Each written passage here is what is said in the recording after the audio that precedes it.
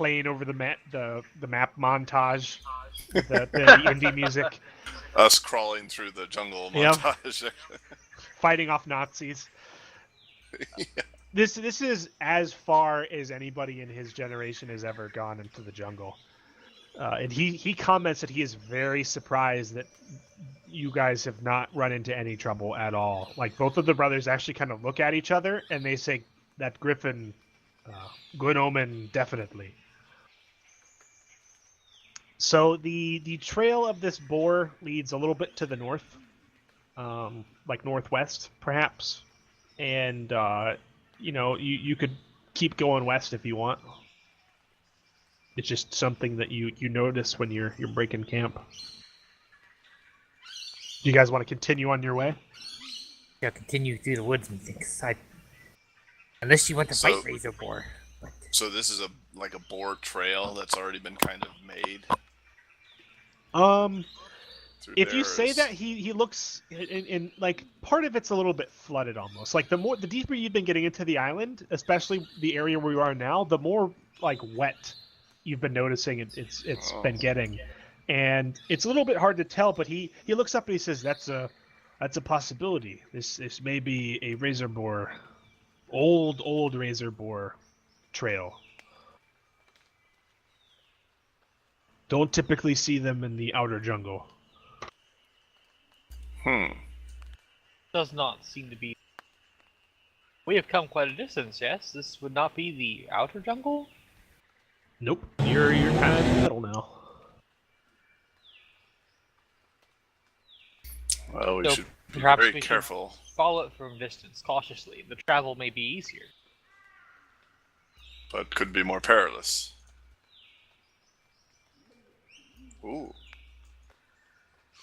All right, so you guys kind of take advantage of this trail, and it's generally going in the direction you want to go, and that probably explains why you made such good time.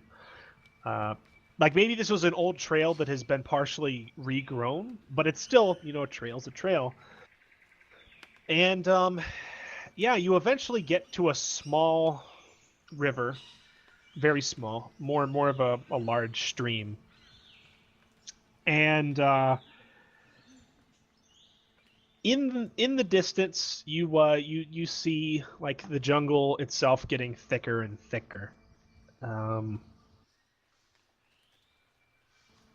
Who here can use magic in this party? I think it's everybody, all of us but except Nicodemus. Yeah. Okay. Yep. My magic's a little weird, as it's. Who has of you three? Who has the highest base wisdom score? I think we all have the same wisdom. Regon has highest. Okay. Regan, you feel a slight kind of pinging almost in the back of your mind as you guys are trekking, like on the bank of this river, trying to find a way across it. There's definitely a portion where Rundar points out what you thought was a log, but it, like he says, keep very, very far away from those. Crocodilian. I think you were probably a little bit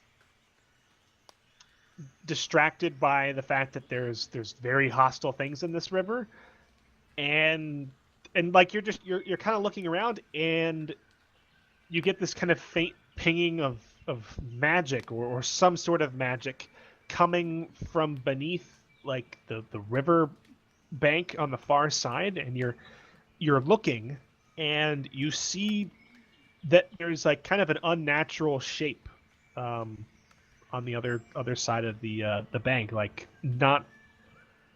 you don't see straight lines in nature, but you're seeing some straight lines over there, Regan. Do you point this out? What do you do? Yeah, I'm going to say, Telemon, you come over and look at this. Have you ever seen anything quite so angular in a jungle like this? Angular, you say? Yeah, if you look across, you see, like, beneath the roots of a few great trees, there seems to be some, like, stones, but they're oddly regular. Yeah. Interesting. The closer, like now that it's been pointed out, like it definitely does look man-made or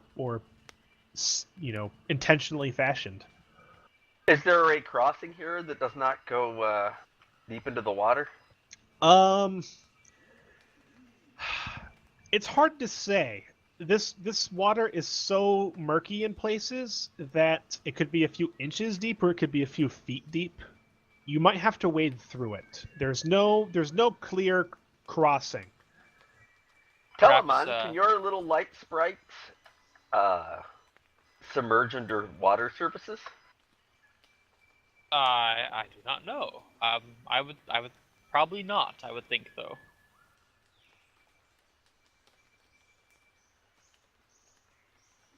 It Maybe you occurs should to you. give it a try. It occurs to you when you have that idea, I think, that you can cast light on an object, not just your mace, Regan. That is true. Trying to think trying to think I wouldn't have control over it once I got underwater, but that's a potential idea. If the sprite doesn't seem to work. Let me think. So the two brothers kind of mosey their way on. They were kind of, or mosey their way back. They were leading the party. You hear them like softly making their way through the kind of the lush jungle. What is it? Across the way, there seems to be some type of stone, perhaps a ruin. Yes, there are ruins across the island. They're generally more towards the deeper jungle, though. We've not ever heard of any here. I might retrieve a fishing pole from my adventuring gear. Oh, is that what you're gonna pull out? Yep, I'm going to pull a fishing pole out of my adventuring gear, and then I'm going to cast light on the hook. Oh, I love this. This is so great. All right, give me a spell check or a spell cast roll for casting light. That's a very clever idea.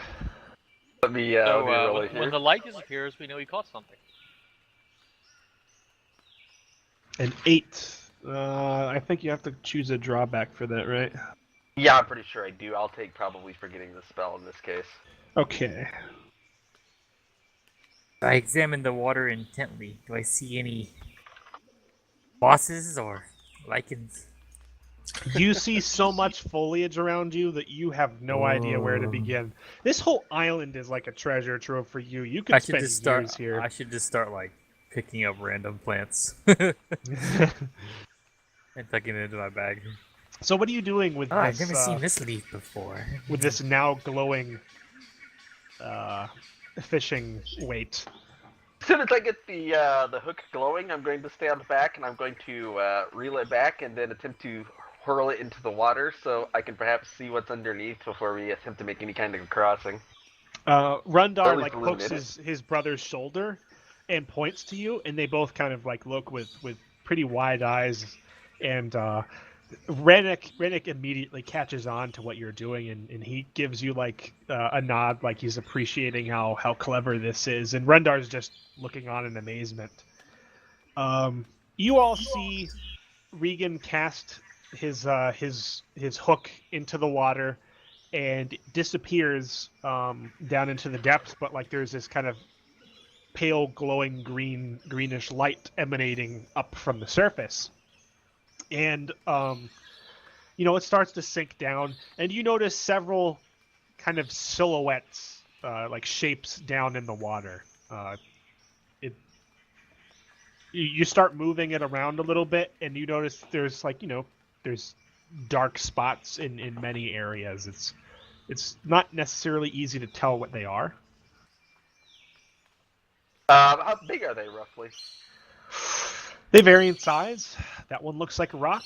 That one could be like there's a tree root that obviously that could be. That one might be a log that's submerged. That one might be another tree root. I try to hook my Are any hook of them into... moving? Nope. I try to hook my hook into a couple of them and give it a quick pull and see if I get any reaction. Okay. Nothing from the first one. Like you pull and pull, and your line is tangled, and it takes you a minute or so to get it out from like underneath whatever it was tangled on. And then like you feel it bite into something else, and there is a sudden flurry of motion underneath the water. So now it's moving. Yeah, well, like it's not just moving; it's Thrashing. yeah, like thrashing. There's like Rundar puts his hand out like across Regan's chest, and he's like shouts, "Back, back!"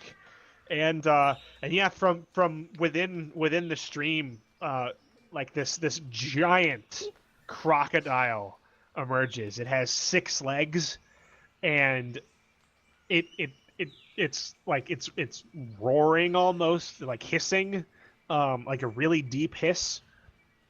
In Regan, pain. you hooked the big One this time. of its eyes is just bleeding, and like Regan's, Ooh, you made there's it like mad. there's like light coming from the socket, and Regan's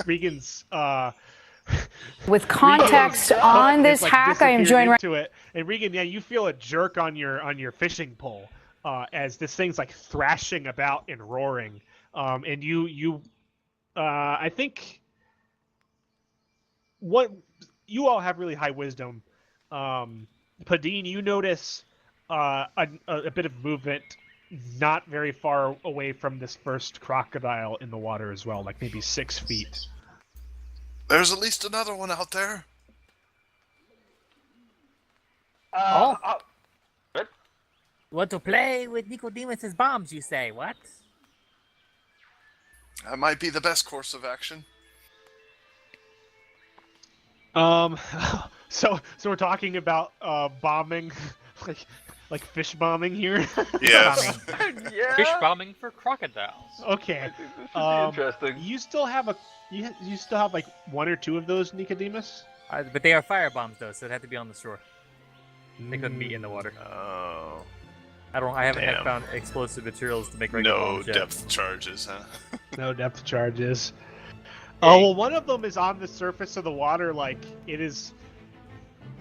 Regan, are you going to try to hold on to this fishing pole? Can I reel it back in, or is it how much fight does it have in it? Get him to See, the that shore, was- Reel that Regan, thing and I in. shall bomb him. Actually, Yeah, I know like what I'm going to do instead of that. They said there's only the one on the surface right now that I'm hooked up to, right?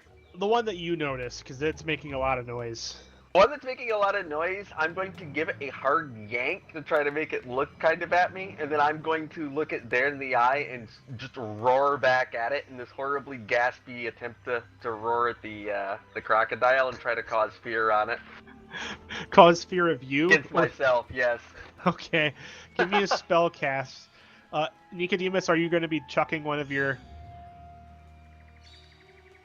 Yes. Yes, fire bombs? One of my fire bombs.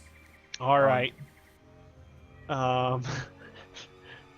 8. So That's not me. That's yeah, that was Regan. Again, What are you this is choosing, probably Regan? a bad idea, but I'm going to draw unwelcome attention to myself since I'm making so much God. noise. You guys really need to talk to him about this habit he has. So like this. The other one will go So after like him. this humongous loud noise / bright light occurs. Yeah, I think you need to roll a volley attack for that, right? Yes. Yeah, 6. give me- I miss. Uh-oh. Uh-oh. Missing with bombs is not good. Is there anything special about that ability that's written, or is it a straight up volley attack? It just says you volley with bombs. Okay. I mean, it's messy. Oh god. What was you chose they were stable, right? They're near area, 1 piercing, messy, stable, and fire. God. Oh God. Oh boy. So Regan, like he's holding on to the fishing rod in one hand, and he like, you guys see him like start curling black tendrils through his fingers, and he shouts something in like this roaring guttural voice at the crocodile, and like it just starts yanking far, and the rod is yanked from your hand, and it starts fleeing like back into the water.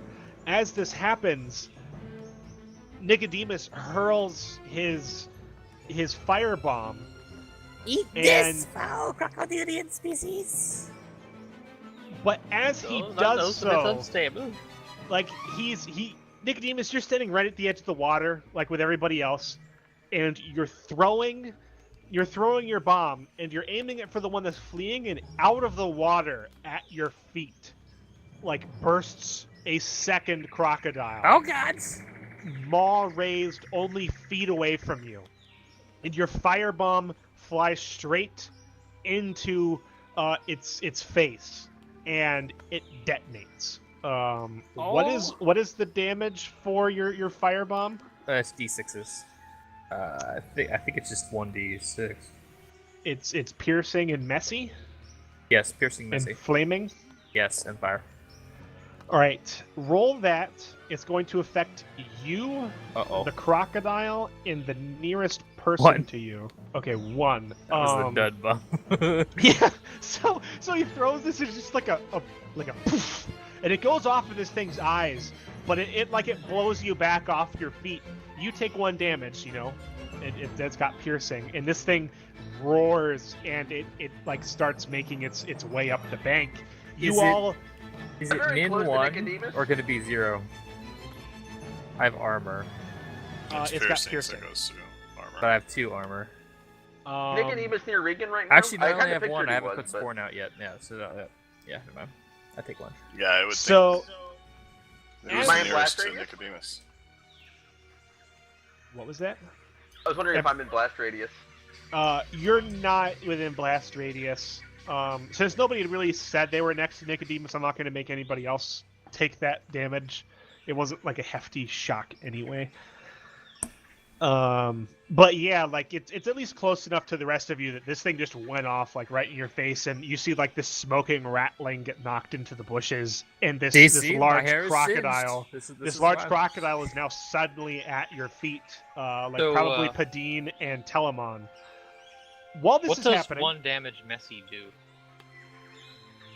I catch fire. like he's really singed. Like it's minor damage, so it can only be so messy. But it's as bad as like a bad firecracker could possibly. I be. take my hand and I rub it my road back, spreading the singe and making my Some- hair all smooth. Some of your whiskers might be partially gone. Aha! Next time I shall get you.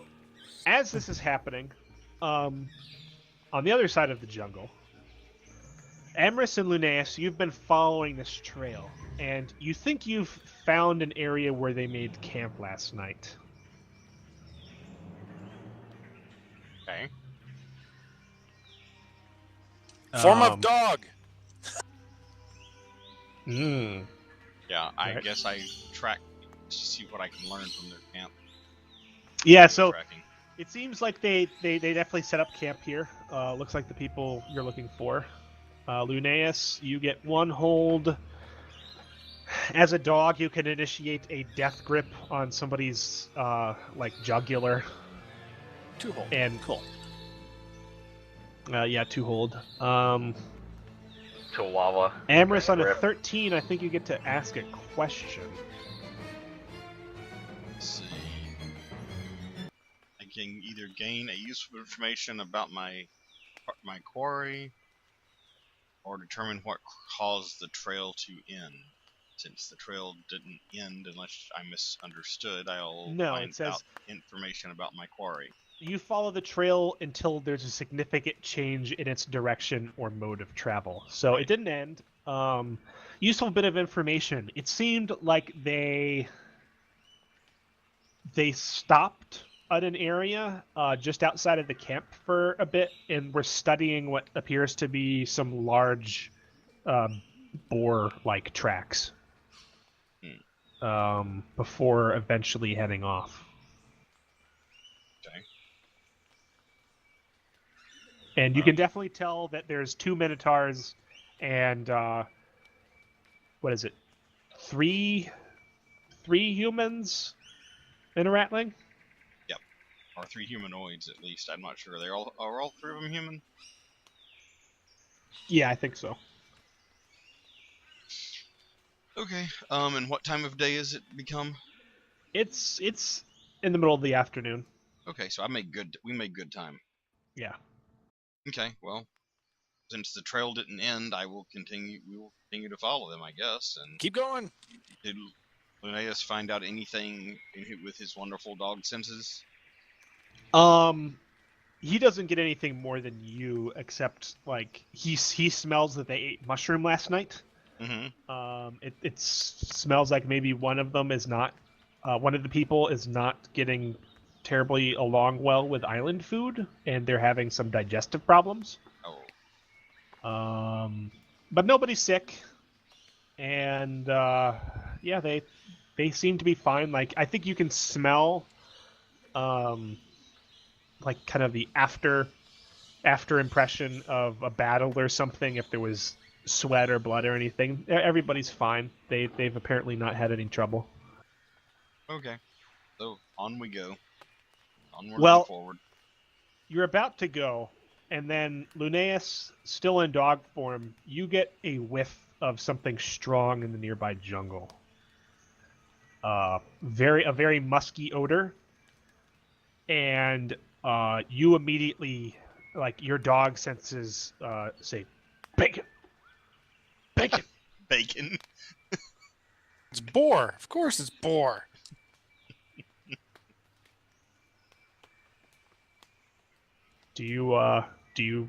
What do you do, Linnaeus? Like this smells very close to you, and it seems like a lot of boar. That's what I was thinking. I'm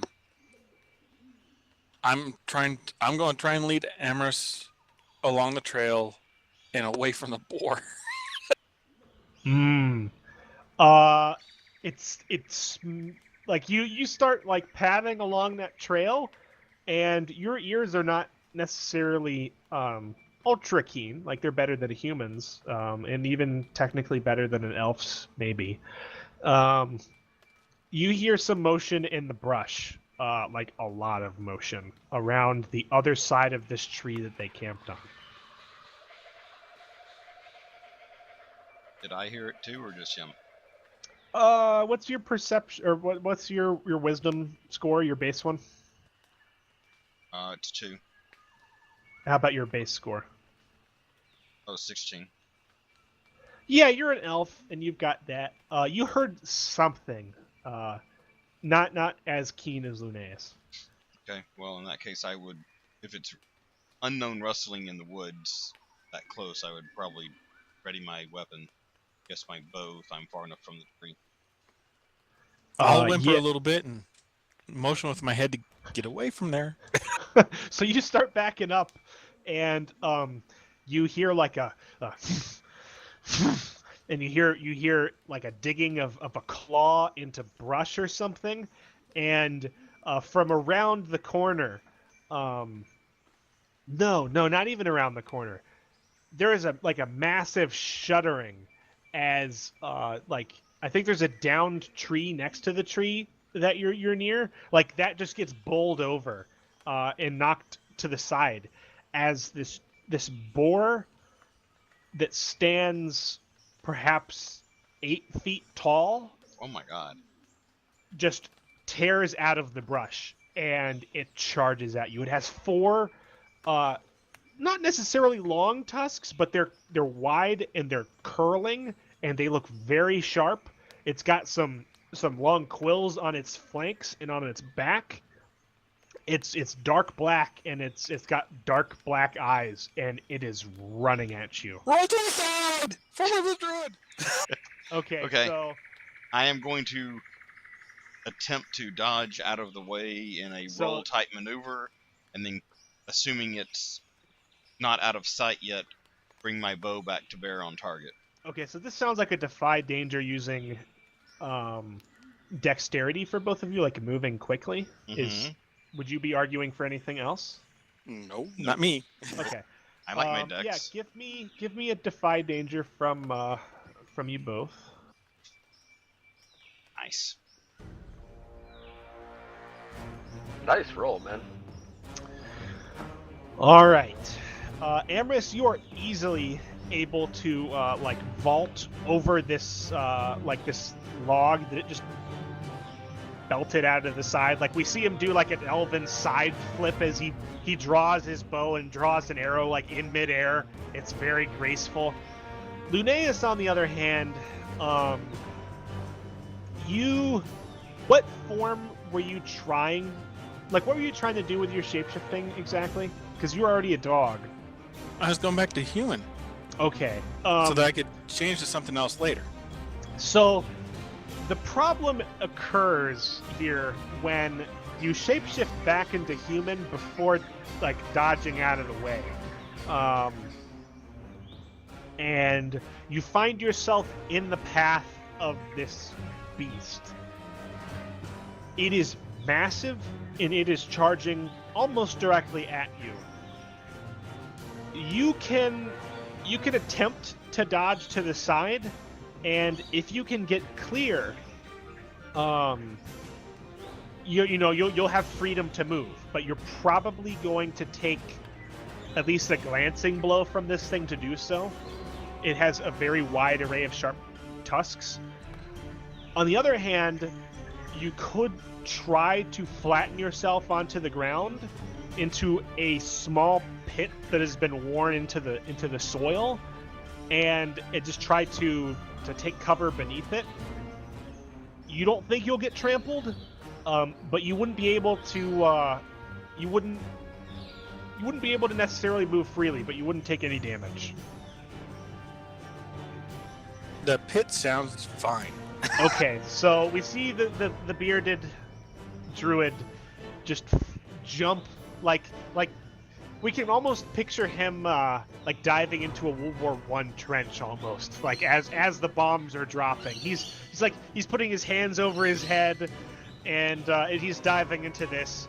Amris, you just see him disappear in like beneath like soil, like being strewn up by this boar, as it basically runs over his position, and it misses you barely.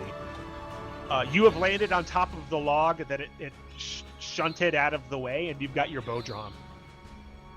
Okay. Has it continued? Has it turned, or is it? It stopped almost on top of where you last saw Lunaeus. Okay. I then fire my bow. I don't believe I have the ability to do a called shot since it's not a surprised or defenseless enemy, so I'll just do a regular range shot, I guess. Attack defenseless or surprised. This doesn't count as necessarily defenseless, but I don't think it can do a whole lot against you shooting an arrow at it.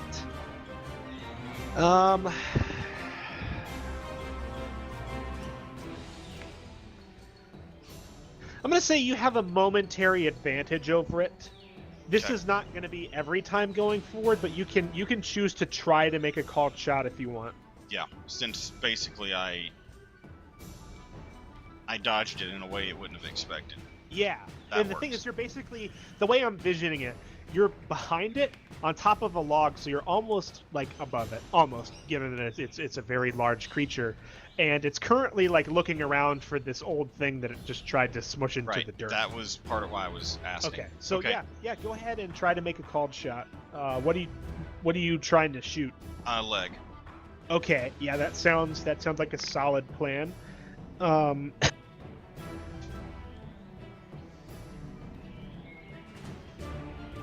I got a 7. 7. So it's now hobbled or slow moving. Yeah, you shoot it, and like it's your arrow goes straight into its hoof, and it screams out. I'm not gonna say you do no damage, like you damage the thing, but you're not rolling damage. Right. But it is definitely hobbled right now, and it lets out like a large roar. On the other side of the jungle, we return to the crocodile battle.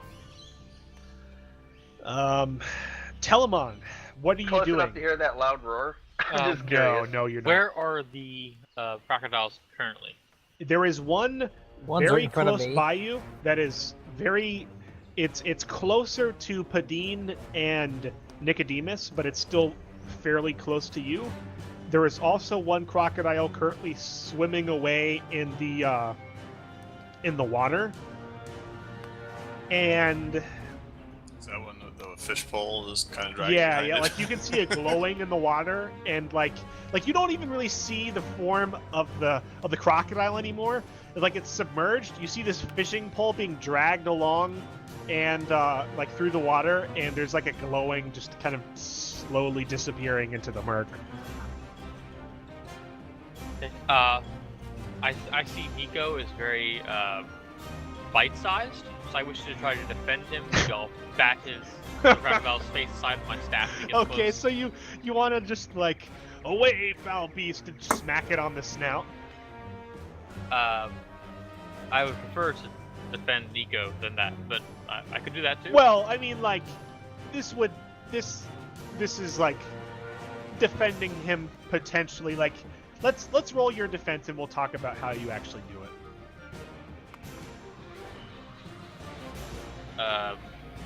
Okay, so what was that?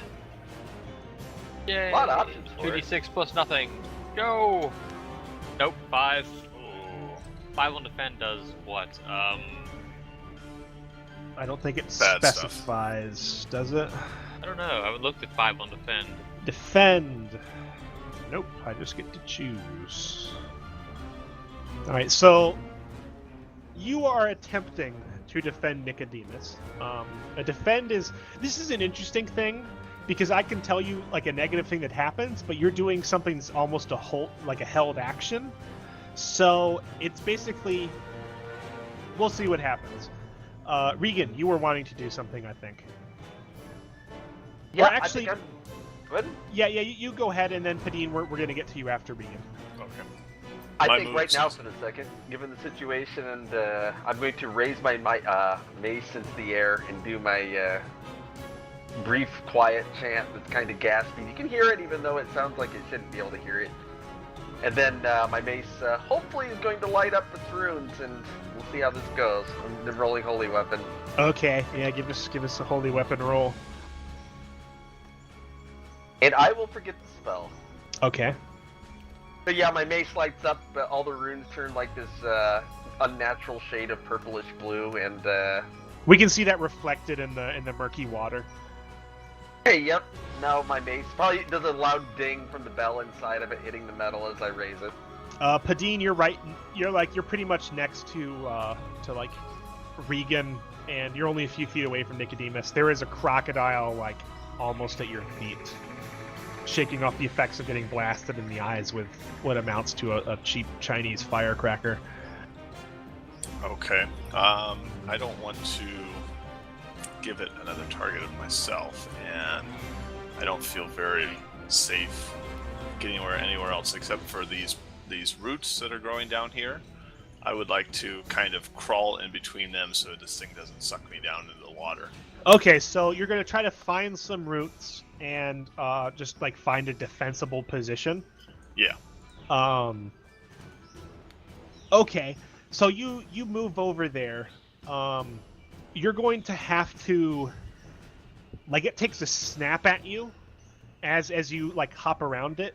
Do you want to defy danger to see if you can kind of like get around this thing and get to safety? Sure. My original move was try and like define danger through intelligence by doing that, but I can defy it by that dexterity. works. 'Cause okay. No, intelligence. Not as good of a intelligence roll, works, but like- okay. No, you can do it with intelligence. Like this is a strategy and not a reaction.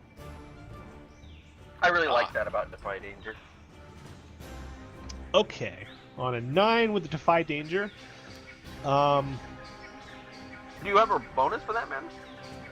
You didn't No, I add it. don't. Okay. Okay. So, yeah, you can run to this thing, but your foot catches on a root that's like under the water. It's only like you're only standing in like an inch of water. Your foot catches in it, and you start to stumble, and for a second, you see your fiddle flying over your shoulder, and then you also see what's your primary weapon? Have a bow or short sword. Probably for this distance, it'd be short sword. Yeah, I think you realize your short sword. Like, I think you probably have drawn that by now. And your fiddle was like on your back. I think like you stumble, your fiddle flies over your shoulder, and your sword falls into the water. You could, like either way, you can make it to the safety of those roots, but you're gonna have to choose one item to take with you. Like you might be able to find the other one if you manage to clear this area and have enough time to look for them, but yeah, your sword is dropped into the water, and you're scared that if you take your eye off of where it dropped, you may not be able to find it because you can no longer see it. But on the other hand, your fiddle is now like slowly floating into, like, it's not downstream, but like into a pool. I'll go for the fiddle. Okay, yeah, that's what your father's fiddle, or was that the unplayed fiddle? Was a brand new fiddle. It's a damn good while fiddle. ago. You can't let that go to waste. Exactly. It might be the only one on this godforsaken island. Yeah.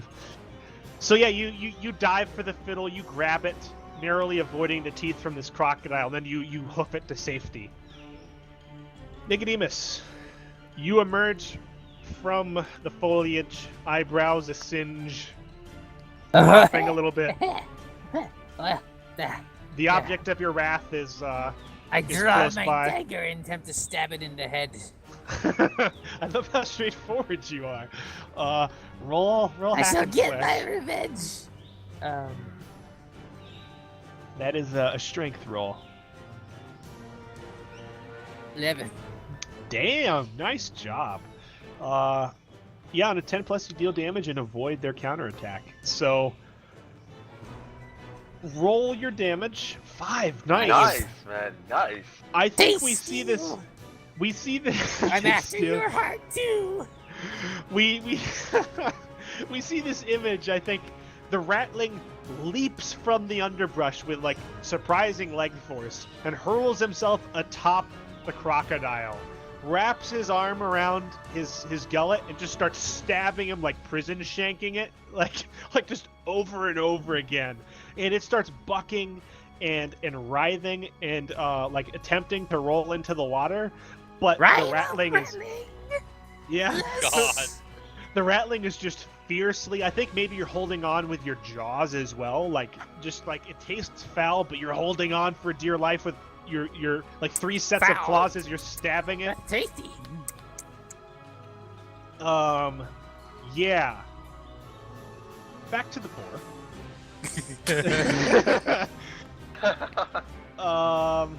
Dear God, Nicodemus. Don't destroy it entirely. It's our way across.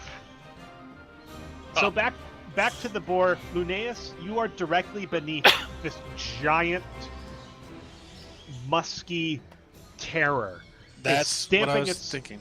It's stamping all of its hooves around you. It's like, I think an arrow just flew near your head and smacked through one of its hooves, and it's now like it's howling. What are you doing, Lunaeus?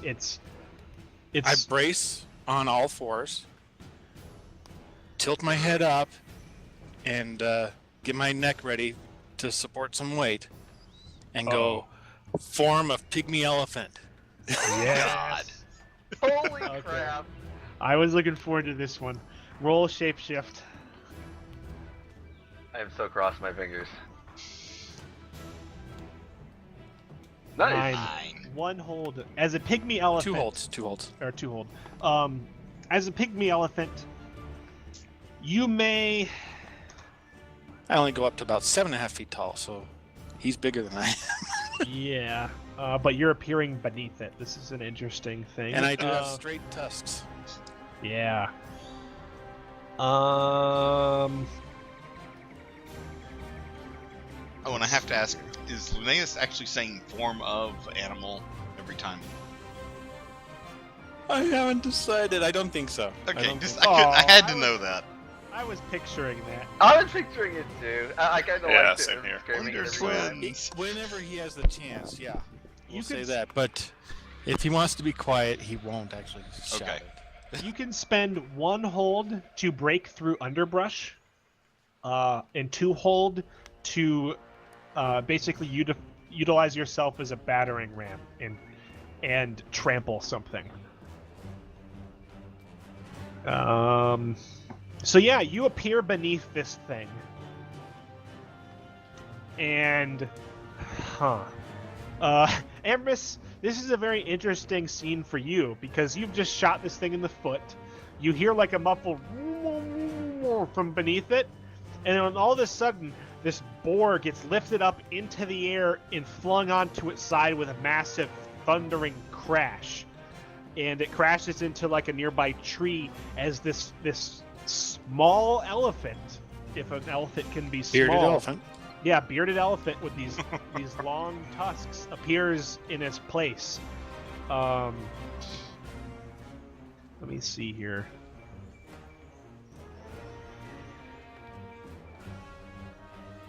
Ooh, wow, you got lucky on that. It smacks into this tree really hard, and you hear a roar from it as like an obviously large splinter of the trunk pierces its side, and it takes 4 damage. What are you doing, Ambrose? Is it laying so that its head is towards me or away from me? Away from you. Okay. You've got a good shot at its ass. Yeah, I'm just going to do a regular attack now because I've already maimed it. Mm-hmm. It doesn't seem college shot won't do me much benefit, so just a regular bow shot. Okay. This is going to be a volley roll with the dex. Yep. Ooh. Nice. Good job. These are some good rolls, guys. Volley, you deal your damage. 4. You shoot it. It seems to have like some significant lard to it, so it only takes 3 damage. But you know, like an arrow to the ass is still an arrow to the ass. Linnaeus, you are now a pygmy elephant. This thing is attempting to right itself, but it's currently kind of on its side, very close by. It's significantly bigger. It's not significantly bigger than you. It's roughly the same size.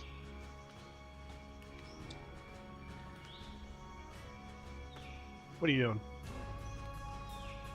Okay. I'll fly into a rage and trample. Okay, I said that was 2 hold, right? Yeah, I'll be turning back to a druid as soon as I'm done. Okay. What is your damage? Normally it's a d6. Well, do you have No, I don't. ferocity? Okay.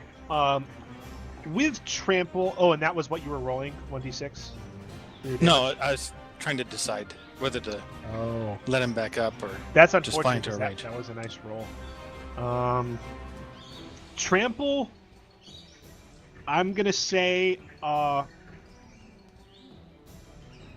roll 2d6 and take the best.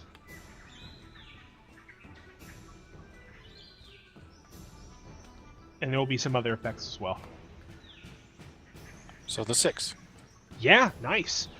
The pygmy elephant, the bearded pygmy elephant, turns and you smash like right into its like soft, juicy underside with your tusks. And Ambrose, you see this thing get gored like right in the belly. It lets out a howl, and like you rip your tusks out from its belly, and then you just trample over it with your feet, and you hear like the crushing of ribs, and you walk right over it, and this thing like lets out a cry. It's now partially flattened. It's bleeding everywhere. There's a rib sticking out, and it's having a very hard time doing anything at all. Back at the river, or the creek rather. The ratling is currently attached to the back of this crocodile, It is stabbing it repeatedly. Regan is going to take the first opportunity to just dive at it with his hammer and try to crack it right on the back of the spine. Well, it's funny that you should say that, Regan, because you're raising your hammer and you hear a noise in the brush behind you. Uh-oh. Are you have a moment, like a moment of shock up your spine as you feel something breathing on you. Do you go forward with your attack or what? Well, I figure if I leap towards that thing, I'll be leaping towards Nicodemus and potential allies. So, you know what? I'm just going to say screw it and leap in and try and crack that crocodile right on the back that Nicodemus is attacking. Okay, alright. Give me a hack and slash. Does that add strength or does that involve strength That's or no? that's a strength. Okay, making sure. That would be a 0, so crossing my fingers. Oh, I missed, damn it. Alright. Mark XP. Yeah, mark XP. I'm alive to spend it. And Regan, you jump at this thing, your mace burning with the power of he who cannot be named. You smack into it, and I think you're lowering your arm to smack it, and it raises its snout at the same time, and before you can impact it with your mace, it bashes the bottom of your arm, and it basically just sends you flying backwards, and you're knocked onto your back, the wind kind of knocked out of you for a second. You have terror knowing that there is a crocodile at your feet, but you know more terror when you look up into the jungle that was behind you and you see a glowing pair of yellow eyes as a jungle cat dives at you. And you take, let's see here. Uh-oh.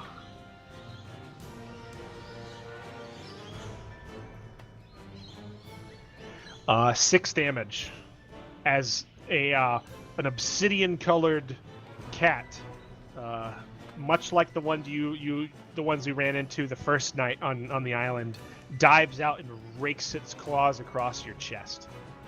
Is that armor piercing or no? No. So Nice. let's see here. Who hasn't gone in a while? Telamon. Oh boy. You hear a shriek of pain from Regan, and you look over and you see him now beset by a jungle cat. He is on his back with a cat standing with its front 2 paws on his chest, raking at him. And then the crocodile, it's not actually attacking him. Nicodemus is still on its back, shanking the shit out of it, but it is dangerously close to him anyway. What do you do, Telamon? Oh, and Amris, for picture of the scene, is now diving behind a really thick tree root, clutching his fiddle to him. You mean Padden? Yeah, Padim. Sorry. We're not even the same race, man. Come on. You guys are right next to each My other on the comrade freaking Regan board. is in dire, so I pull out a strange-looking red book from my pack. I wish to consult the Book of Koren. Oh, all right. I've been waiting for the first appearance of this thing. All right. Yes. So, let me bring up the official wording here, just for reference.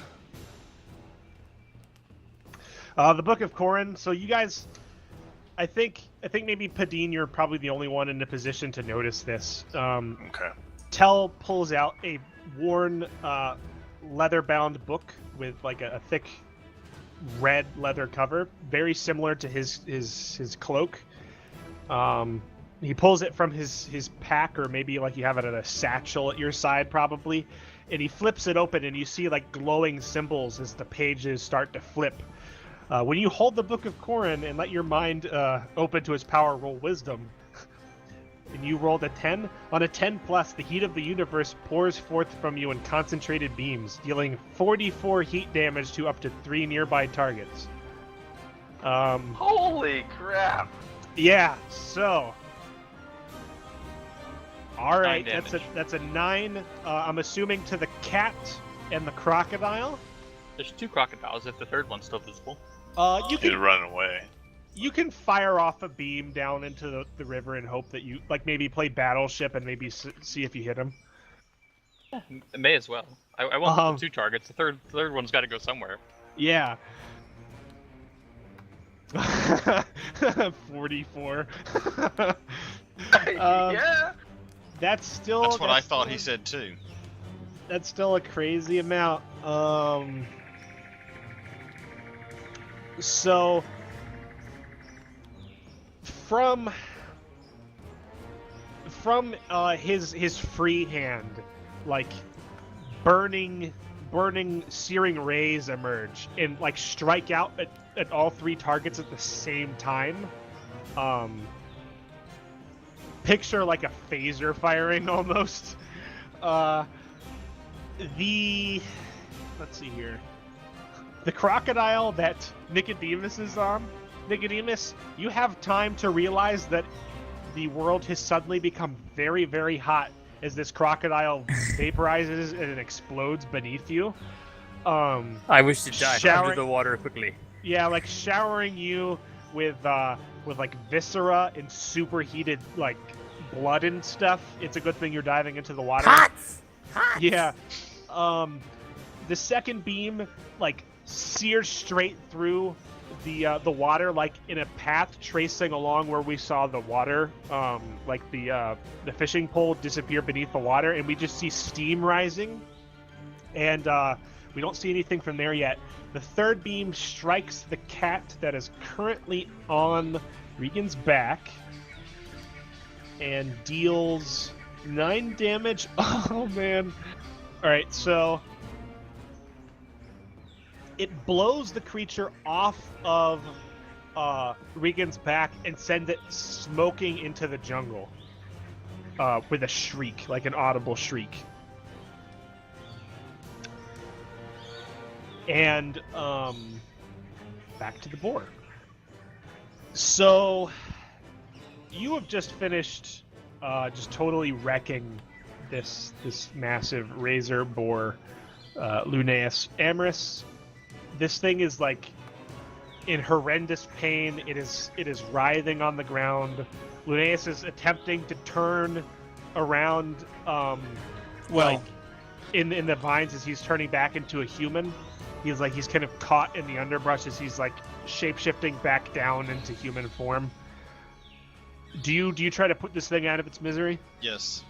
Okay, give me a shot, and it is definitely helpless.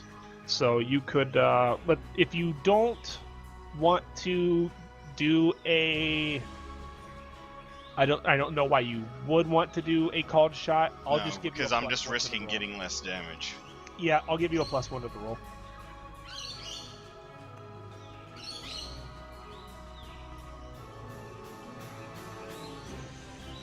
You said a +1 to my roll?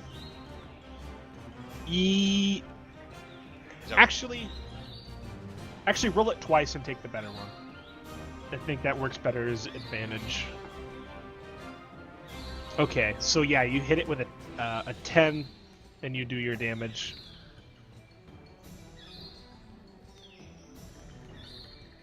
Making up for the last time I did wow. my ferocity. Yeah, that's rolls. definitely enough. Do you go for the head or the heart? With a roll like that, it's your choice. Yeah, I would say probably the heart seems more likely to pierce. You're The not head even might deflect. You're not even at the right angle for the heart, but your 7 damage arrow just goes straight through its rib cage, and it buries itself several feet down into this creature, and it stops almost immediately. It is definitely dead. Good. Lunaeus, you kind of come Turn back back into a pygmy elephant. Okay. It's dead, by the way. You do that. 7. That's just 2 pulled. But all I have planned is trumpeting out as loudly as possible. Envision the end of Jurassic Park. Okay, so victory trumpet. I actually envision the elephants from Jungle Book. Yeah. So back at the river, we see like blood start to kind of ooze from the depths of the stream as like the heat fades off of the water, and like no body rises to the surface, but you can draw what conclusions you will. The cat does not return from the jungle, and eventually Nicodemus pops out of the water, like his fur drenched both in like, you know, whatever is in this water, and then also gore and stuff like that. He probably looks a bit messy, and yeah, you guys are standing victorious over this thing, over this situation, and the two minotaurs, you know, they come up and they say, "That was impressive," and I think that was Rundar, and Rannick just like slaps him upside the head, and he says, "That was more than impressive, you fool!" And he just looks at Telamon in amazement. Yes, it is not fatal for most situations, but in dire straits it can come in handy. Rundar reaches down and like I think he fishes Nicodemus out of the river, just kind of picks him up by what would be the scruff of his neck, but it's actually his clothing, and just lifts him out and places him on the bank. And yeah, you all form up. If I noticed from that, beneath the branches, the roots. Yeah. Do you go to try to find your sword? Yes, I'll try to find it. Okay, Can I actually assist him in finding it? I would. Yeah, you guys offer. could go look for it. He vaguely remembers where it probably was. I think I dropped my sword over here when I was trying to scramble from that crocodile. Yeah, so you guys go searching for that for a few I minutes. showed that crocodile. All right. The older Telamon, you brother. almost destroyed me. No, it is very precise. The older brother gives you like an approving look, Nicodemus. Little one, you have much ferocity. Yes, he is very brave. That being said, we are still stuck with the original problem. We still would like to cross the river. Yes. Well, it seems to me that if there's anything here, it Definitely is has been scared away. Yes. He nods, like he casts a glance at the book that Telamon is now putting back in his satchel.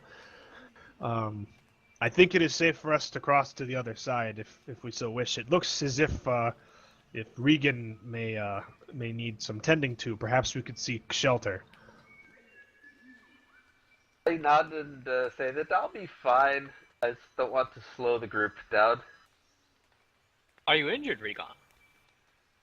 I'll take a slight motion to my robes and point the fact that there's blood coming to them near the chainmail, but say that it is but a scratch. We can't have that. Even in the jungle, even a scratch can be hazardous to oneself. Here, allow me to help you. So you're going to cure? Okay. Oh. Or. Yikes. Oh man. It hurts to heal. Ouch. You forget the spell. Oh. Double ones. I'm sorry, Regan. I intended to heal you, but I can't seem to remember it. It seems. I'll pat Telamon I can hear it. I think it went like. I don't remember. Ah. I will pat Telamon on the shoulder and say, "It's all right, old friend. This place is messing with all of our magics, I believe." Yeah, like Regan, when you say that, you kind of notice almost like the faint trickling of magical power fading from Telamon and kind of snaking into the entrances beneath this ancient tree. Regan's going to sigh and say, "More ancient trees." Well, it's noticeably smaller than the last one. Is there anything left of this crocodile? That like one? No. Like on the shore or anything? It is absolutely microwaved. Perhaps there's like, there's a crocodile tail. There is a tail somewhere wiggling off in the forest. I track Like it down. at end of the tail. Okay. We shall eat crocodile tonight. Yeah. And I might experiment on the skills, maybe. Okay. Yeah, it still flips a bit. Are you guys gonna go into the ruins? Are you gonna make your Did way? I find my sword? Yeah, you guys eventually find it. Yay! Okay. It's covered in muck and. Yeah. and- I don't know if we're not Dog going to shit. stop for this today. I intend to detect magic inside the ruins. I asked Regan if he would want to aid from healing from my fiddle. I'm going to be very inquisitive about the fact that a fiddle can heal someone and volunteer. And you almost get the impression that he's volunteering to see such magic in action more than even worrying about the injuries. So we Alrighty. get give me a roll, and let's get a roll from Telemon as well for his detect magic, and we'll have all this happening simultaneously. Watch, I'm going to roll 2 again. 8. Aha! Nice, thanks, man. I will take -1 ongoing. Well, that was his roll. That wasn't how much he was healed. Oh You yeah. were healed.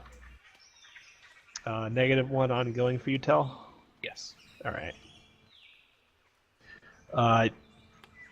Telemon, what sense are you using to detect magic? Let's go with. Did we just establish that basically we lose sight in that or not? No, it basically like augments whatever sense that you are trying to use. So I will go with sight then. okay, yeah, you see like the last trace of your forgotten spell. Like, imagine kind of like a faint, like glimmering dust in the air, starting to like trickle down into the nearest of these 3 openings. And like you can see, like the more you look around, you see like just a tiny little bit of trickling from the plant life around this place itself. Like it seems like it's drawing in a very, very small amount of magical energy deeper into its recesses. The plants themselves have a small amount of magic being drained? Yeah. Like there's like you see magic basically kind of coming through the forest. Friend, it seems to me that there's something below this place is absorbing magic from the forest itself. It seems as well, a very small amount, but Absorbing still, magic, you say? I do, Oh, but I that's do not very know to what curious. purpose. I sniff the air a little bit. Are you gonna roll how much Regan is healed? Sure. Is there any effect to that though? With the 8 roll instead of 10 plus? I'm not sure what you mean. On If you get a negative like I do when I roll like an 8. No, you have to choose. Let's see here. there's no choice. You choose. Oh. Yeah, we gotta- unwanted detention or nice heal, man. rebound effect. That literally healed me back to More full. targets or Perfect. Okay. You heal him for 5, and you don't notice any known effects. Regan's going to be very impressed with your performance. You They look actually you give look you a around, small applause.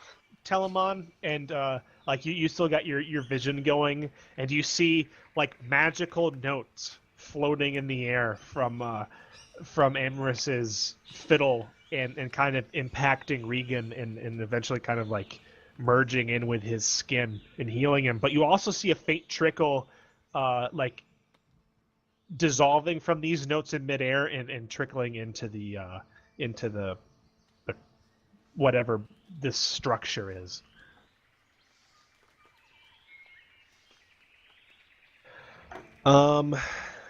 Back with the other group, I assume you guys are resuming the trail. Yes, Microphone activated. I'm staying in the elephant though. Okay.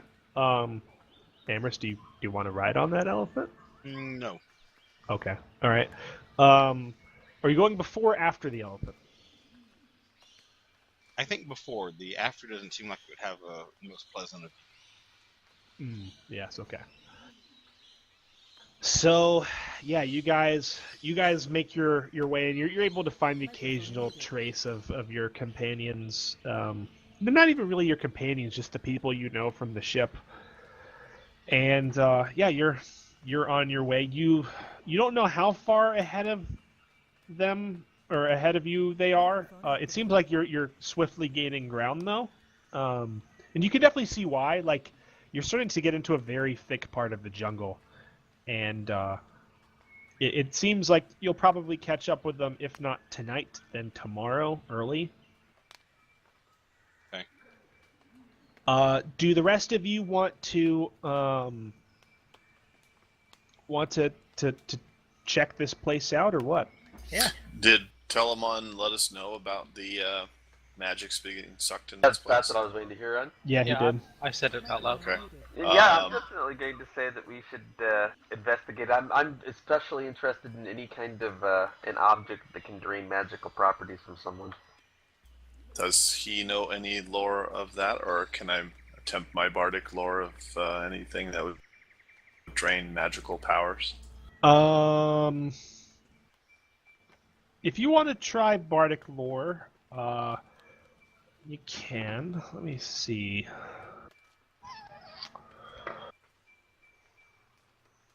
That one's a your call one.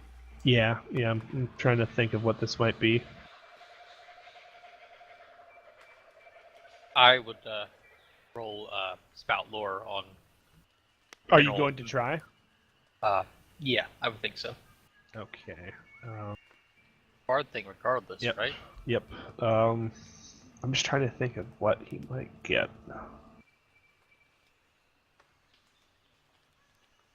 All right, so you know of many tales of magical items that for one reason or another could draw or negate magic in many tales. You also know of a few creatures that battled heroes in tales that could do similar things. And you're also familiar with the concept that there could be places that could do this as well. Okay.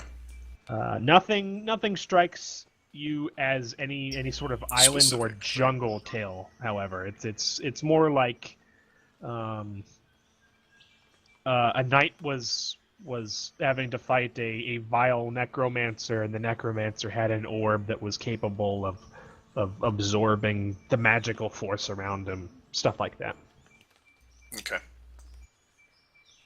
So nothing totally specific, so I don't have to. No, but you have like a things. range of possibilities that it could be. So while Gotcha. they're discussing, I'm snooping around this tree and stuff.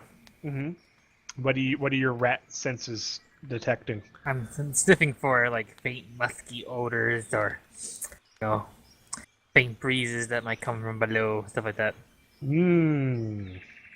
Yeah, you definitely catch a faint whiff of like not stale air, but like a little bit of it's not the freshest air kind of seeping from this place, and it's not unhealthy smelling. It smells kind of like a cave almost. Have you extensively dealt with crypts or tombs or Not old crypts, old so structures? to say, but you sometimes find very good mushrooms in old structures and tombs and such. So yeah, Odd it smells like several structures, like ruined buildings that you've found. You can't really speak to what might be in there, but all right, spout lore. Yep, I got a 10, in particular on the topic of the magic therein and the relationship of, the danger of magical absorbing items.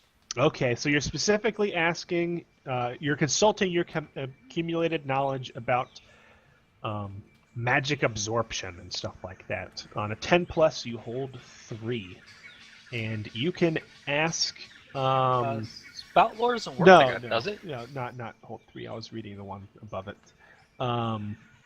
Yeah, I will tell you something interesting and useful about the subject relevant to your situation. On a 7 to 9, I will only tell you something interesting. It's on you to make it useful.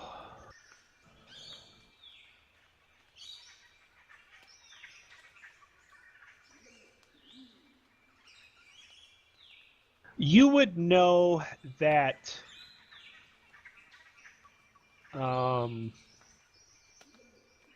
this is not a magical effect that can be readily achieved with modern magic. Like you've heard of effects like this from like stories of ancient wizards and ancient civilizations. You would also know that this sort of thing is not necessarily used for nefarious purposes. I think you recall maybe one tale in specific.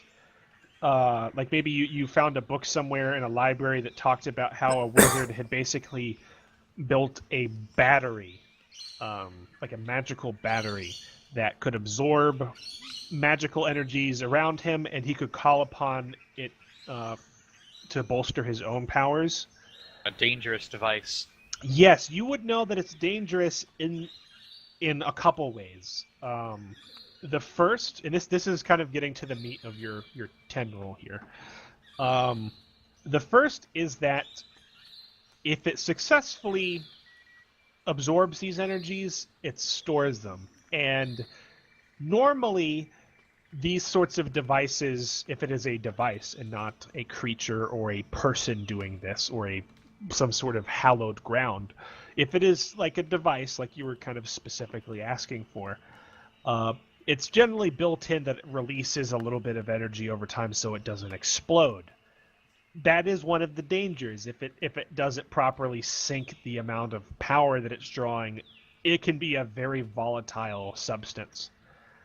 Second, kind of working along similar lines, it can also, like these effects have also been known to grow out of control.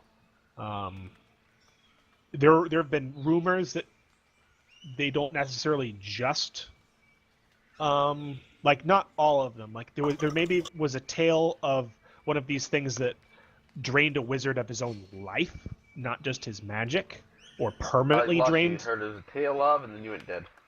Am I talking to everybody? Hearing you now. I can hear you. Yeah. Yeah. Like you probably heard a tale. Did everybody hear that? Or Yeah, I think Victor just cut out. Oh, I'm sorry. I think you're having your Apologize. headset problems again. Anyway, I was just saying that he's probably heard tale of like a wizard who got his life force sucked out along with his magic. Maybe a wizard who was permanently relieved of his magical abilities. Those are always dangers, like that this could absorb too much. The third, and probably the most curious, and it should be the most obvious from how you detected it, is these things tend to draw not necessarily unwanted attention, but just attention, either from intelligent beings or magical beings. And that last point strikes you that even if this is not a device of magical nature, if this is a place or something, anything able to sense magic would be able to sense that this thing is drawing in magic and would have notice of it. So Yeah, that's a lot for your spout lore rule. Yes. Is going to enthusiastically. If we intend to stay here for the insist that we night, we should investigate be it. very cautious. Well, it's not night anyways, it's like morning, isn't it, technically? So probably It's mid-afternoon. Oh, yeah, so we might end up being here. But if we intend to stay here, despite the protection it might offer, we should be very cautious. My key note says that there might be a cave here somewhere. I feel that we if we choose to, we may be trading the dangers of the dungeon for the dangers of a magical nature. Regan's The going dangers of the to. jungle, not the dangers of the dungeon. Regan is going to suggest that we follow Nicodemus to this cave. Perhaps it might be an entrance. I'm very much. Regan is very much going to be endorsing investigating this. The GM is slightly confused. You were sniffing the entrance to the structure, were you not? Yeah. I was sniffing the entrance, yes. So You said it smelled kind of like a cave. I mean, like it gave you the sort of caves smell like damp earth or rock or stuff like that. There's not like a cave outside of this. Like he's obviously standing near the entrance to this, Regan. Can you find a entrance, Nicodemus? Well, you guys can see these. The entrance is obvious. Oh, in that case, I'm going to suggest that we go inside and take a look. Is everybody aware of how to scroll the image? Like, this is not a pinpoint what we're doing, but this is very similar to what I'm describing. Yeah, we've already gone in, right? That's why You're sitting out at the front. Oh, so the holes you're referring to are the actual like entranceways? Yeah. Oh, I thought we'd gone in and there were like 3 holes in the floor. No. There Oh, are 3 now that entrances. I've zoomed out, this makes a whole lot more sense. I was zoomed in way too much. I'm sorry. Yeah, I'm definitely Which gonna hole start were they heading going that in? way. Or were they going in all 3? The one that was nearest to you, which was probably the one on the right. But you can see energy seeping into all of them. It's just like the energy that was seeping from you was going into the closest one. We should proceed with caution, though. I wish to cast my light spell, because I'm sure it's dark inside. All right. Regan is going to Wow. sigh Wow. Oh my god. Spiking them snake eyes today, Tell. Farming That's that not expert. one, Best too. roll! Regan Minus- is going to reach in his -1 pack. ongoing. Wow. I Did think you say you're the at picture minus changed? -2 no, ongoing I was now. already at -1, so that should have been a 3. Okay, you're at -2 now. Wow. Regan's going to reach in his pack and say, "It is all right, old friend. I too have failed my my light today, and then I'm going to hand you a torch, and I'm going to take out a torch for myself." Awesome. Yes, I take out a torch from my adventuring gear. All right, yeah, the two minotaurs are like, they've been standing there listening to this conversation, and they kind of exchange a glance between themselves and then looking at the entrances to this thing, and they say, we have ventured into several of these, although much closer to the edge of the jungle. We will accompany you a ways, but they tend to not be very open inside, if you know what I mean. And like you get the sense that they're very Bulky. large, and these could be very hard for them to Yes, maneuver in. yes. You do not have But they're the willing to benefits of the follow Rattling you form, into I a little guess. bit. If we must return outside, we will wait for you here. Of course, of course. And so everybody lights torches, I guess, or has a torch light. And, I crudely make one from implements around me in the jungle. okay. I take a stick and I wrap it with grass / leaves. Or a little exploding potion. Are on you it. are you attempting a roll here? I don't think I have anything that could do that. Do you have dungeon gear? No, I don't. That's what I was saying. In order to get something to burn around that stick, you're gonna have to mark somebody else's dungeon gear off one. Alright, forget it. I'll just go in with them. Cool. It's just I can't justify giving you a free one when they all mark down something off of their dungeon gear. Maybe dump your potion on a rag and then light fire to the rag. My potion is a healing potion. Oh, okay. Your bomb is a Well, hang on, Molotov, though. My bomb is You a could- Molotov, but it probably wouldn't last very long. And I Well- only have one left, so I'll If just, you were I'll willing just to use their do, torch. if you were willing to mark down your bomb, I would let you. But you have enough light, so you guys, Yeah, I've only got one left. If it wasn't so hard to find the materials to make them, I would, but I don't. you venture inside, and I think that's probably a good place for us to end tonight. If we go any further, we'll have like maybe 30 minutes of the other team walking through the jungle, and then 30 minutes of you guys like getting killed by an Indiana Jones boulder. So I'm thinking that we can get the two parties close together very soon at the beginning of the next session. I must say, tonight, it seems like I've rolled either 10s or 2s. You certainly got the most experience of the lot. Speaking of experience, Those we were will all do my our good end of rolls, session. too. All right. First on the agenda, bonds. Starting from the left with Amorous. Bonds or alignment? We can do alignment. Amorous, free someone from literal or figurative bonds. Do you feel you accomplished anything of that nature? Can you think of something that maybe I'm not? Microphone activated.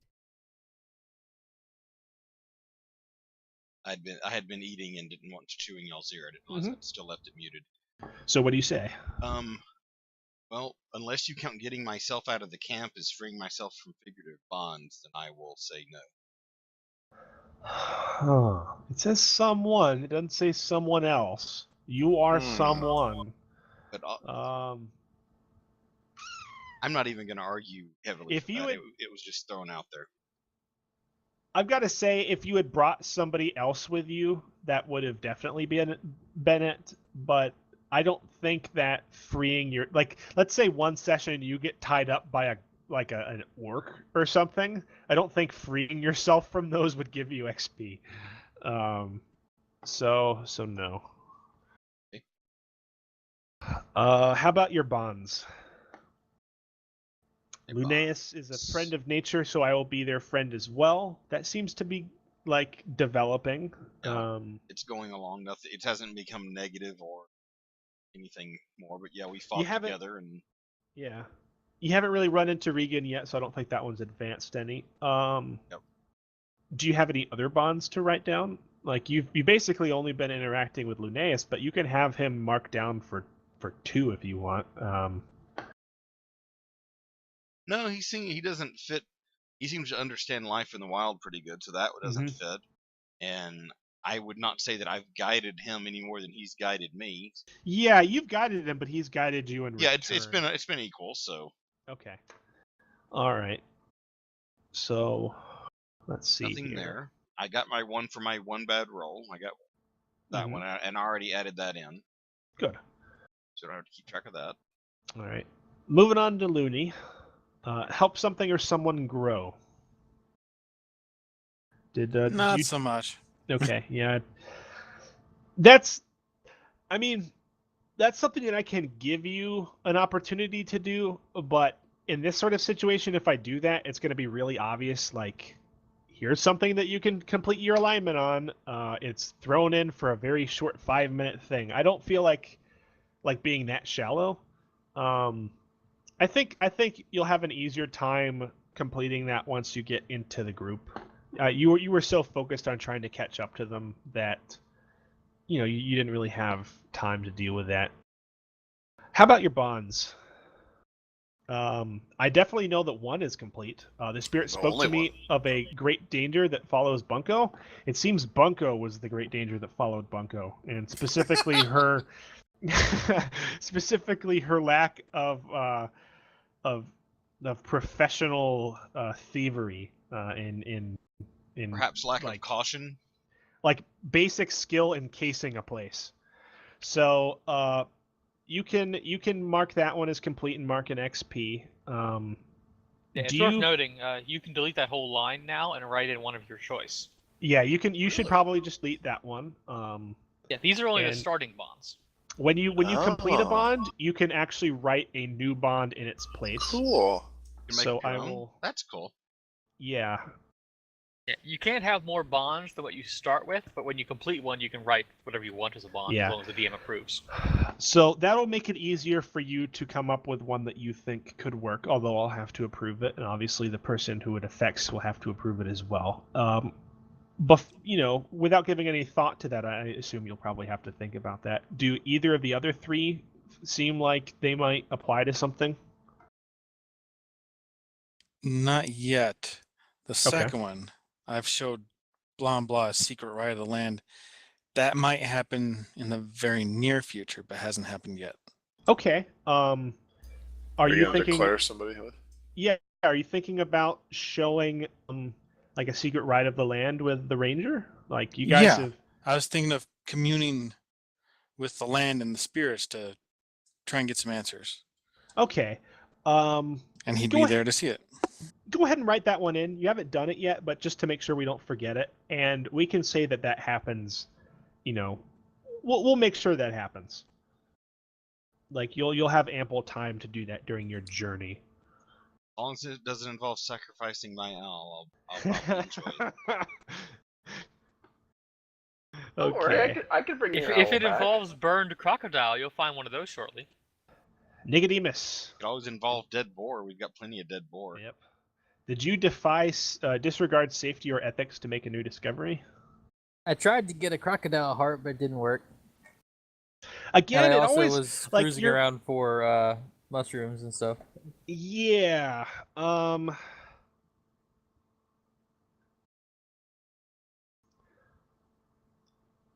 So the thing here is, if you're going to be, the only way that,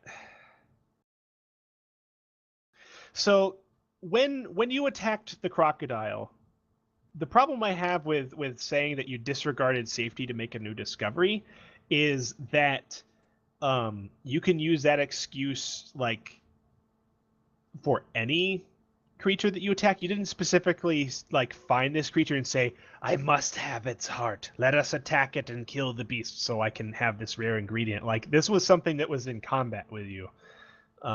It wasn't something that I think you intentionally, sought out. Would you have taken different action other than jumping onto its back and slicing at it if you were not trying to find its heart or something?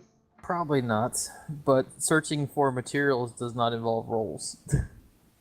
Well, it's not rolls. This does not mean you have to make a roll. This is not like the belief system in Stars Without Number. It's just simply something you do. The thing is, going to the you test every mushroom thing, I wasn't poisoning you on those. If you want to say that disregarding safety or ethics to make a new discovery includes you randomly eating shit, and God, I want that to happen. I throw that back in your face as you actually eating something that could be potentially really bad, you cannot complain about it. Like, you're setting the precedent here, but I will say that you can take it as XP now if you want it. But in the future, whenever you're doing your random, I'm going to eat everything in sight, you're going to have potential consequences. Because there has to be safety involved. What do you say? Okay, all right. So 1 XP for that.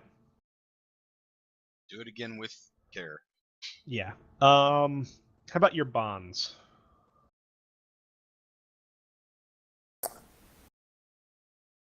Still curious about Telemon. I still owe Payton a debt.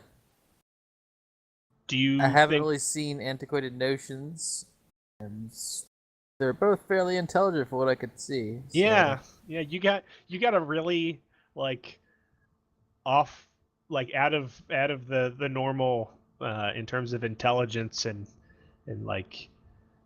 mental prowess party. So yeah, that a couple of those might be hard to fill. I think you're working your way there. Like once you've satisfied your curiosity with all that Telemon can do, that'll be complete. Padine, did you avoid a conflict or diffuse a tense situation? I don't think so. I'm gonna have to argue. Unless the crocodile thing. You avoided contact with the Griffin. Okay. Avoided a conflict there. That was something that you specifically steered the party around. Like you said, I think we can get around this without making an issue of it. And yeah, you avoided a conflict. It doesn't have to be with a sentient creature. Alrighty, cool. Griffins are supposed to be sentient. Perhaps. Just saying. You don't know that. All my bonds. Don't think I have. I can get rid of the Bunko one, but I don't think I get a point for it. Yeah. I would be more willing to work that out if we'd actually known what that secret was, and him having died had an effect on that secret. Yeah. So But should I keep that one there or No, erase no, it you'll too? you'll be able to fill in a new one there. Oh, okay. So now I I gotta will think I of will that. fix that.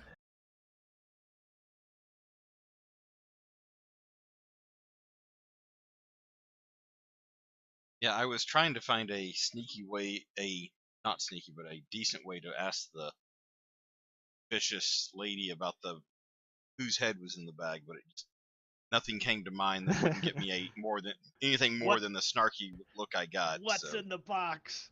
I really wanted to say, is it a goblin or my friend or my companion? Yeah, there could have been some risk in that.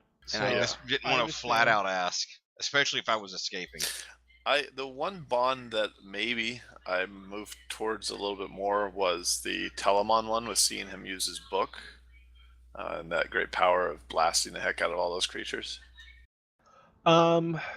Perhaps. It's the only one I would argue. I'm a little bit curious about Regan does not trust me, and for good reason. What is this reason? That hasn't come up yet, unfortunately, because he hasn't asked me the question, and I haven't leveled.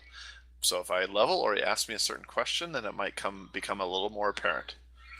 Okay, all right. Well, that one just is not going to be able to progress at all until we find out what that good reason is. Yeah, I'm actually curious about that. Mm-hmm. I don't particularly distrust you. I don't think. And I you am know, trying to convert you. You decided that you had not had an adventure with any of them prior. That first one of your bonds, you can save that for later in the campaign and fill somebody's name in then, or you can just clear it out now if you prefer. No, I've already got one clear one, so I'll leave that one there for our next adventure. All right, Regan, endanger yourself following the precepts of your church or god. Not really have an opportunity to do that today, so I Yeah. don't think that qualifies. Yeah, jungle trekking, not very in keeping with he who cannot be named. Mostly endanger myself to try to help the party, not for my church and god, so I don't really count that. Yeah. All right. Bunko has insulted my deity. I do not trust them. How am I gonna come down on this? I was thinking when I heard of his murder spree that I would be very smug about my opinion of Bunko. If he doesn't found out that he died yet, but if you find out that he died, he got his just desserts. He no longer insulted him. What is this trust involved? Does this trust involve you, or do you just not trust them to be a safe person around, or fly off the handle and kill people? Bunko was the one basically almost calling for my head when I raised the whole undead thing on the beach. That's where that came from, actually. Okay. So basically, Bungo turns out to be either dead or at least be a multiple murderer and horrible troublemaker. That seems like you were right. Yeah. Yeah, it is important to note that we don't know Bunko's dead at this point. Yeah, I'm gonna say keep that one for next session. Although a female of her caliber being trapped by goblins does not sound very pleasant either.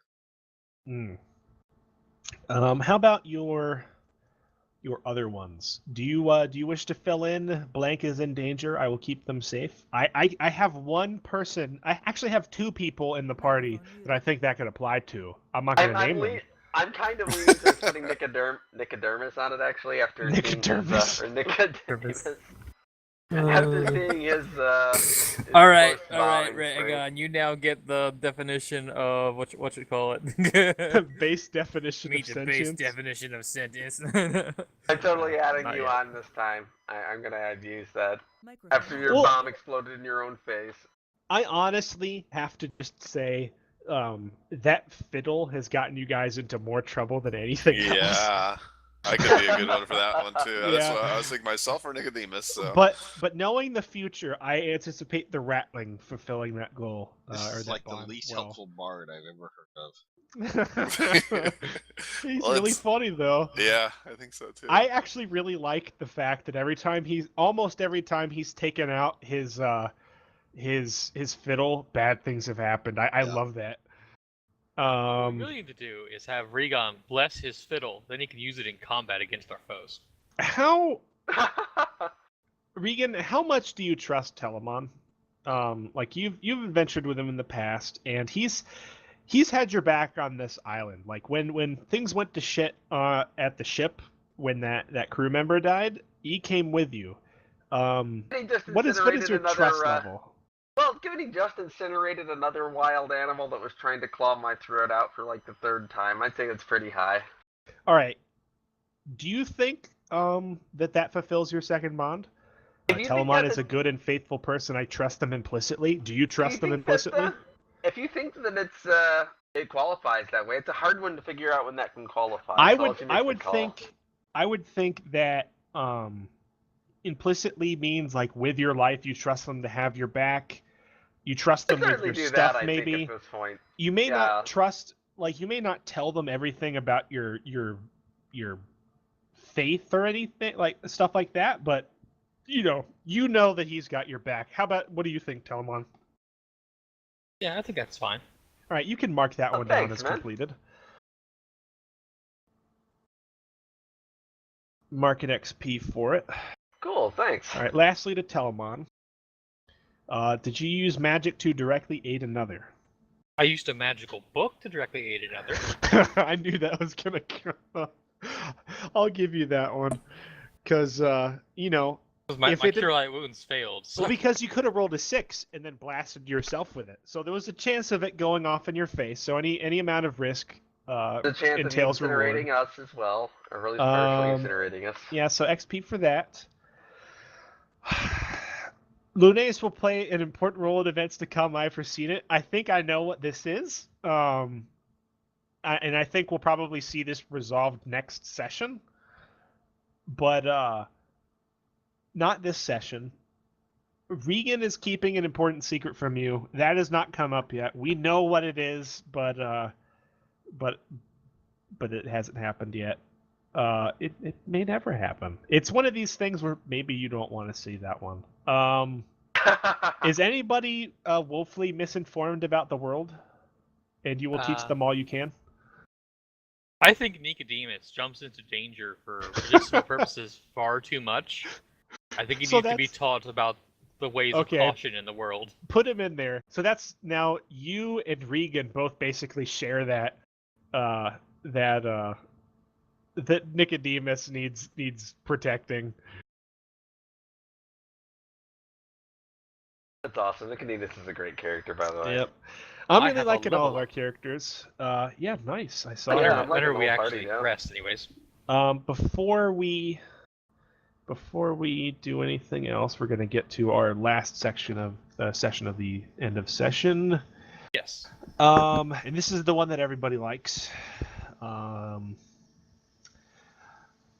Answer these 3 questions as a group. Did we learn something new and important about the world? I'd argue yes on that, just because of the whole runes that are sucking magic away and the amount of digging we did on it. Okay. Everybody marks 1 XP. I was going to say that we learned that animals on this island are incredibly oversized. and very vicious. Also a valuable lesson. That's actually not understated. Like that, this is an important part of your current little section of the world. That there is some big ass shit here. An 8-foot boar, wild boar. I mean, my God. Yep. Did we overcome a notable monster or enemy? I think they're crocodiles might not be notable. An 8-foot boar, yes. Everybody marks 1 XP for that. Since we're doing group XP. Ding. And did we loot a memorable treasure? Unfortunately, not. It leaves me 1 XP from leveling. Yep, I have a feeling we may be close to that 3rd one, though. Quite possibly. I'm really hoping for it. So I guess I sit at 11 for now, and then whenever we actually get a chance to, I just deduct it when we rest. Then. Would you guys take a brief rest on the inside of the the entrance? After fighting, yeah. Huge feedback from I think Victor. Yeah. A what? Sorry. All right. It sounds like something grinding or something. Yeah. It's his fan. I've heard it before. Yeah, sorry about that. It is. I apologize, guys. I don't know why I got stuck. I leveled as well. Do you guys think that you would you guys just got into a fight and Regan may have been healed, but you guys weren't necessarily in the best of shape. Would you have taken an hour to just kind of rest with your backs against the walls of the entrance and just kind of eat lunch or something? Yeah, and That's clean off the probably mud fair I to got assume. into. I spend the hour Because communing. if you guys, If we do that, we use a ration. Just so. yeah, I will say that, but you will be able to level up. You'll be able to level up and use a ration. If you're in the other party, you don't have to do that unless you want to rest. I don't know if either of you qualified for leveling up. I did not. Okay, that's unfortunate. Yeah, I'd No, want neither to just one of keep us did. stomping along. Yeah, I think you guys probably don't. Maybe this will help explain how you're able to catch up. Yeah, I'd say this will get us there sooner. Yeah. So, my last little bit of description for the thing is, you guys sit down in kind of the entrance, like one of the entrances of this place, and the Minotaurs kind of keep a lookout as you're going about, and you can see that these passages go back like 20 feet into what looks like a low hillside almost. They're stone passages, and there's nothing imminently near you in the passages, so it's safe for you to rest. You'll have to keep watch, of course, and I'm not going to make you roll that. Everybody's like, this is not a everybody go to sleep sort of make camp. So yeah, you guys can consider yourself leveled up, those of you who need to, as long as you mark down some rations.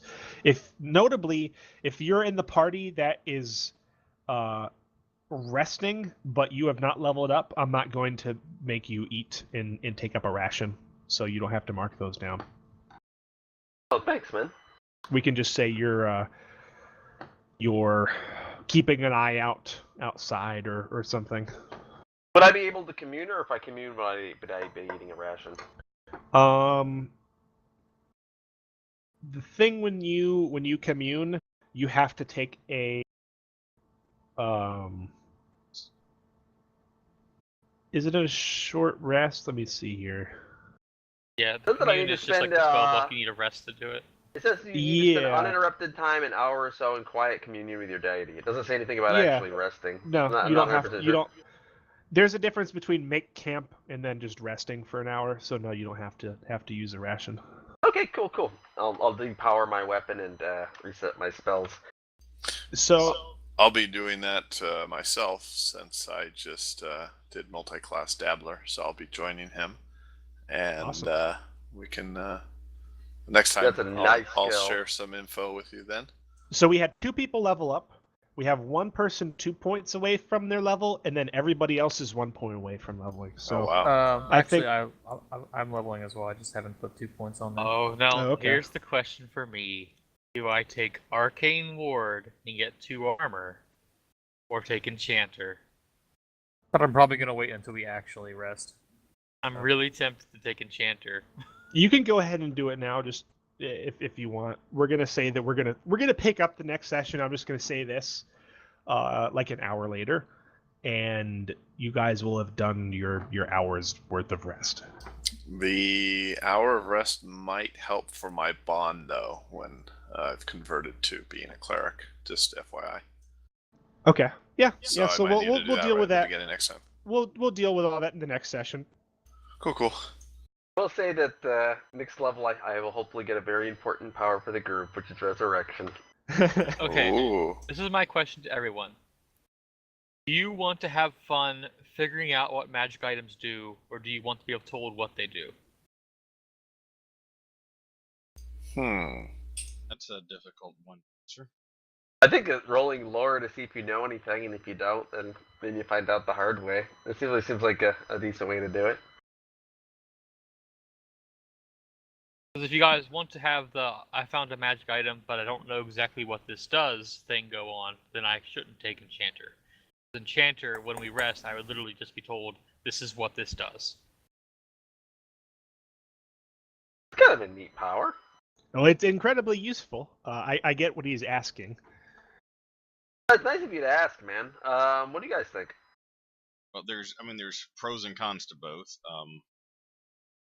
What if it's a one-use? We can do a lot of stupid stuff not knowing what something does. What if you come upon the holy hand grenade and you do not know Exactly. what That it being is? said, if I take Enchanter, until we rest, we still don't know what they do. That's Ah. true. So if we find something and we don't You know if only it's need. magical You don't or have not, to make camp though, Okay. do you? Is it just a rest or make camp? It's when you have time and safety of a magic item. Okay, so you don't have to make camp. You could necessarily like study it for an hour or so. yeah, that seems valid. I'm not going to weigh in either way. I think it's perfectly fine to take Enchanter. It's a great ability. It's certainly useful, but it's also perfectly fine to go through the game not knowing what magic items are. And I'm entirely finding, okay either way, man. Yeah, I'm fine finding either out way. either through trial and error or investigation. Quick question. I raised my strength. Should my load max increase as well? It automatically does it. It didn't. I hope nobody broke your sheet. Let me look. I will take Enchanter then. Cool, man.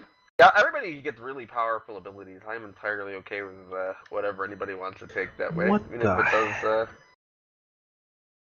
Somebody did break your sheet. Oh.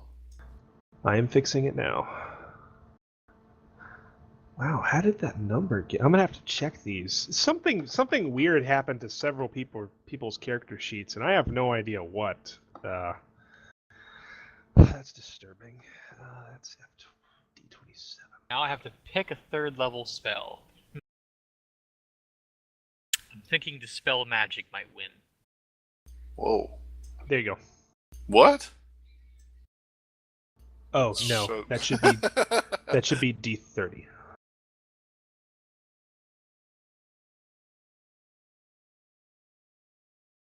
I was thinking A that lot this of cool was spells, stars of that number.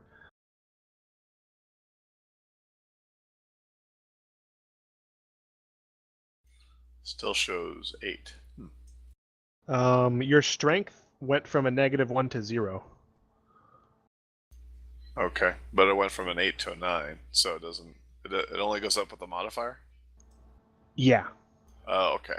That's what I was asking. Yeah. So. Yeah, load is very low in this game. You're not supposed to have a whole ton of shit. Yeah, I'm maxed out already. If you look down there, it says your load is 9 plus STR. Anytime it's abbreviated, it always means the mod. If it's spelled out in full, it means your raw score. 9 plus STR should be. Yeah, under starting 9, gear right? and load. Why is it? Oh, it has 8. What the hell happened to your character sheet? I don't know. All right, it's fixed now. I'm gonna have to take a day this week to look over everybody's character sheets to see if anything else is messed up. I really hope not. I put a lot of work calculating. Yeah, everything else seems to be fine. It was just that one thing. Any Needed XP moved when I moved the level, so all good. good. I hope everybody had a good session. Yeah, it was cool. I think so, yeah. So yeah, I think we really got into gear this session. It was pretty nice, man. I think it'll still pick up once we get everybody together again.